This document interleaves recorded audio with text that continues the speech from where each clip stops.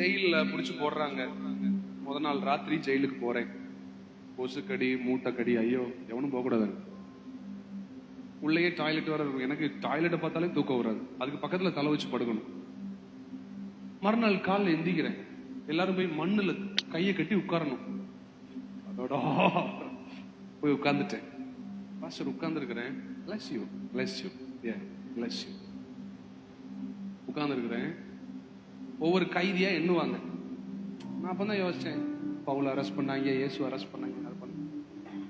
எண்ணிக்கிட்டே இருக்கும்போது எல்லாரும் குளிச்சுட்டு வா, 15 நிமிஷத்துல வா, சாப்பிட வான்றாங்க. காலையிலே சோறு போடுவாங்க இந்த அரசாங்க இதுல, ரேஷன் அரிசியில. நம்ம ஸ்விக்கியில ஆர்டர் பண்ணி சாப்பிடுற. சரி நீ சாப்பிட்டுரும். அந்த வரிசையில உட்கார்ந்து இருக்கேன் பாஸ்டர்.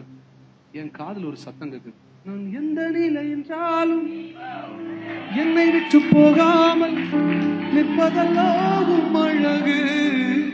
நான் என்ன யோசிச்சேன், பிரம்மை போல நம்ம ரொம்ப கலங்குனதுனால ஆண்டவர் அதை ஞாபகப்படுத்துறாரு போல.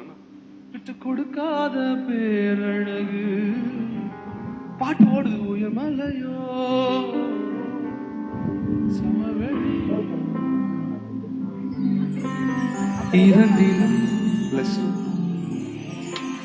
பாட்டு ஓடுது பாஸ்டர். எனக்கு கண்ணுல இருந்து தார தாரையா தண்ணி ஓடுது. நான் அங்க இந்த வெள்ளை ட்ரௌசர் சட்டை போட்டு ஒருத்தர் நிப்பாரு, குச்சி வச்சுட்டு. நான் அவர்கிட்ட போய், அண்ணா இந்த பாட்டு, ஆமா பாட்டு போடுவோம். என்னது இது?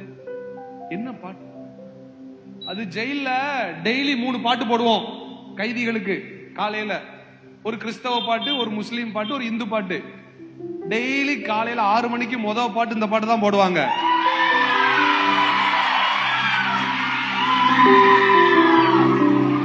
நான் சொன்னேன், அது எழுதுனதே நான்.